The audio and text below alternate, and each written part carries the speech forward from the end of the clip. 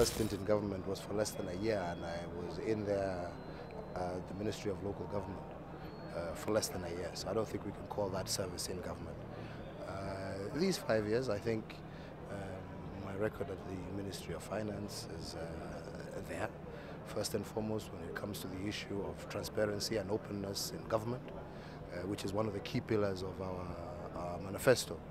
I did indeed, and I am the one who really jump-started the infamous project at the Treasury, which is really aimed at creating greater accountability and management of public resources and funds. So what we're talking about is expanding on what we have already done while in government and increasing. So I think my track record speaks for itself when it comes to the issues of devolution and ensuring that resources are better utilized at the ground and people involvement in deciding where projects and program goes. Again, under the ESP, it speaks for itself. These are things that we have done and we want to take to a higher level. There are those who have the capacity, if given the opportunity, for example, in the technological side, right, where we've seen a lot of or startup internet-based companies that have grown to become quite successful. So that's an area we want to focus on. We also want to focus on those young men and women who maybe have the capacity to do various little businesses, right, but don't have the ability to get resources. That's why we want to create this fund to facilitate them, because as they start their businesses, they're also acting as employers. On the other side, also, we are focusing on ensuring we not just give the formal training, but we also want to expand the capacity and the ability to capture this 70%, many of them who don't have skills.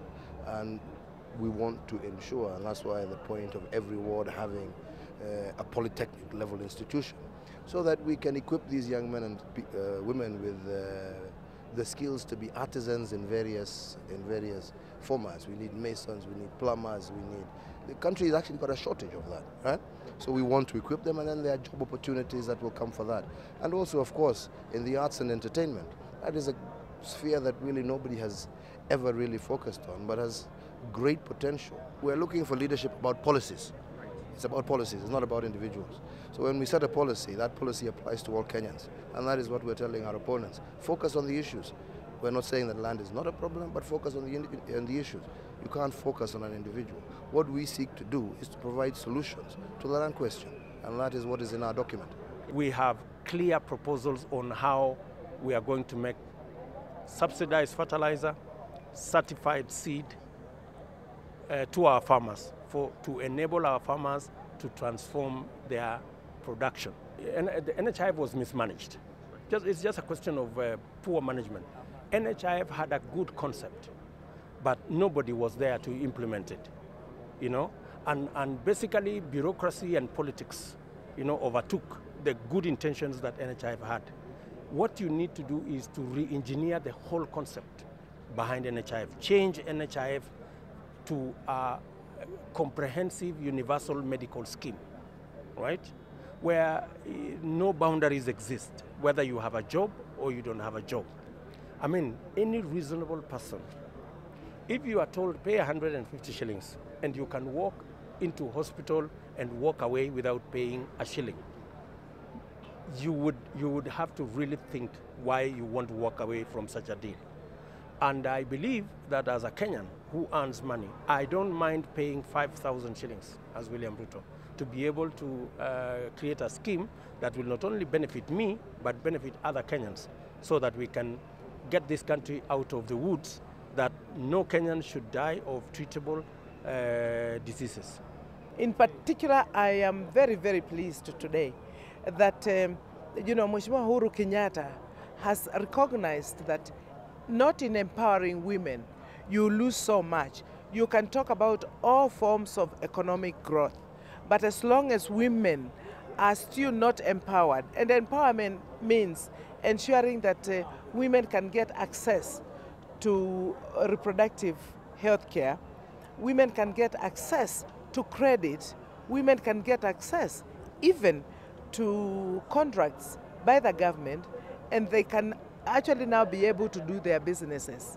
And this is very, very empowering and very rewarding for me as a woman who has been in leadership for this long. Never again will the women of Kenya, give birth by the roadside? Or never again will the women of Kenya have to be locked in our public hospitals, where sometimes they deliver safely and then they cannot afford, and they're locked in there for months and months. I have been to one hospital where a child has actually grown teeth still in hospital because the mother could not afford. So you can imagine the joy of achieving something like that for the women of Kenya when I'm in leadership. We are going to make it a free port. Okay. We have seen countries like Dubai, from a desert city to today one of the best and big metropolis city. And it's a desert city. So we have the capacity to transform Mombasa into a free port. And that will increase employment, and also will make business thrive. We have seen Jabal Ali in Dubai. Jabal Ali has 160,000 jobs within the designated Jabal Ali free port. Why can't we create more jobs? In Mombasa airport, in Mombasa port, we have only 8,000 jobs. So we can get more jobs at the port for our people and be able to do good business. And the port of Mombasa does not serve only Kenya. It serves East and Central Africa. So its efficiency as management is paramount to the economies not only in Kenya but to the East and Central Africa. We are going to be sensitive into local participation, and that is what this devolution is all about. Remember, local participation. Devolution stands on local participation and local empowerment. So local participation, like a port, employments are going to be given there, down where the people are. And there, in Mombasa is a cosmopolitan city, or multicultural city. It has all tribes from Kenya, all religions from Kenya. So that will be a starting point. And we want to, and I come from Mombasa, I'm going to be the senator of Mombasa, God willing. We want to transform Mombasa to be a model of a cultural center for East and Central Africa, because it has all tribes, all religions, and it has all the heritages of East and Central Africa.